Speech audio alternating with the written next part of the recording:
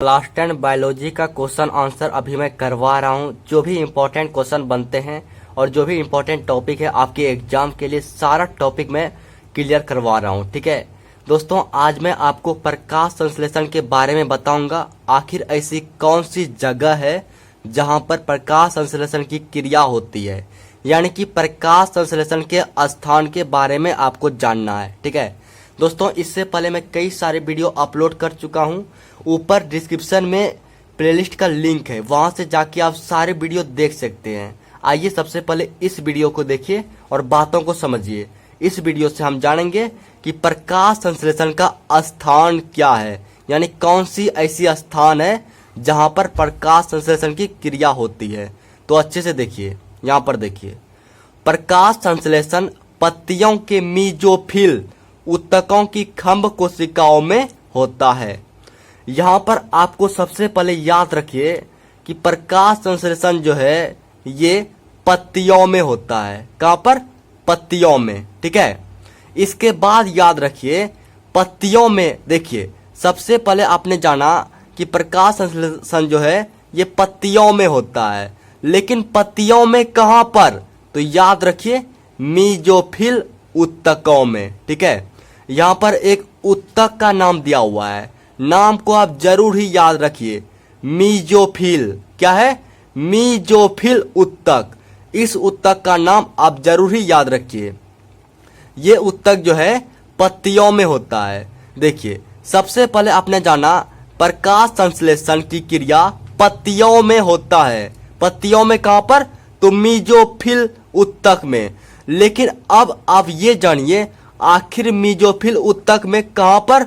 तो खंभ कोशिकाओं में, यानी कि पत्तियों के मीजोफिल ऊतकों की खंभ कोशिकाओं में प्रकाश संश्लेषण की क्रिया होती है। सबसे पहले आपने क्या जाना कि पत्तियों में प्रकाश संश्लेषण की क्रिया होती है, लेकिन पत्तियों में कहां पर? तो मीजोफिल ऊतकों में। लेकिन मीजोफिल ऊतकों में कहां पर? तो खंभ कोशिकाओं में। ठीक है, मतलब पत्ती में होता है मीजोफिल ऊतक और मीजोफिल ऊतक में होता है खंभ कोशिका, और इसी खंभ कोशिका में प्रकाश संश्लेषण की क्रिया होती है। इस बात को आप दिमाग में डाल लीजिए। ठीक है, अब आगे देखिए क्या लिखा हुआ है। प्रत्येक खंभ कोशिका में लगभग 300 या अधिक हरित लवक पाए जाते हैं। यहाँ पर देखिए खंभ कोशिका के बारे में कुछ बातें कही गई है।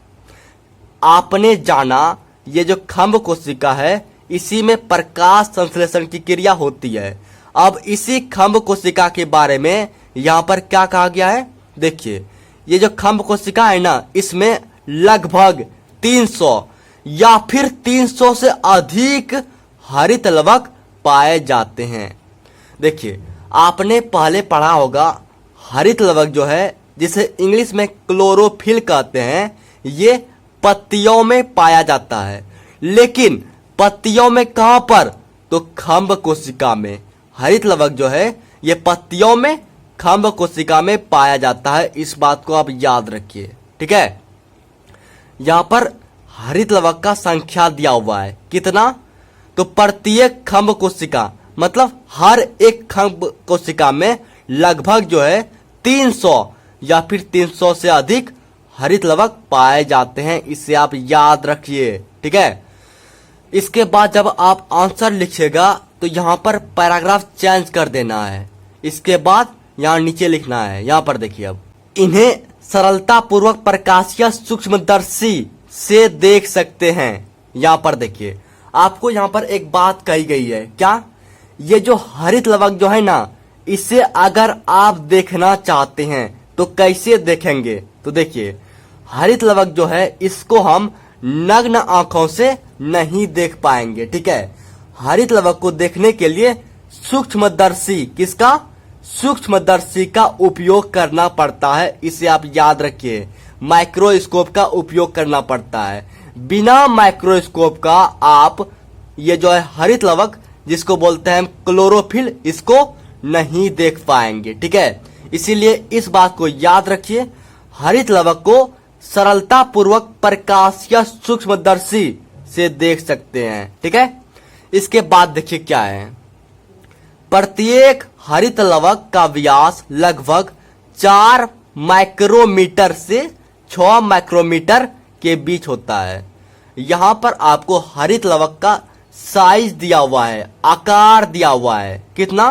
तो 4 माइक्रोमीटर से 6 माइक्रोमीटर के बीच। ठीक है, तो आप अच्छे से दिमाग में डाल लीजिए कि जो भी हरित लवक होता है उसका व्यास जो है लगभग 4 माइक्रोमीटर, कितना? 4 माइक्रोमीटर से 6 माइक्रोमीटर के बीच होता है। ठीक है, तो इन सब बातों को आप अच्छे से लिख लीजिए।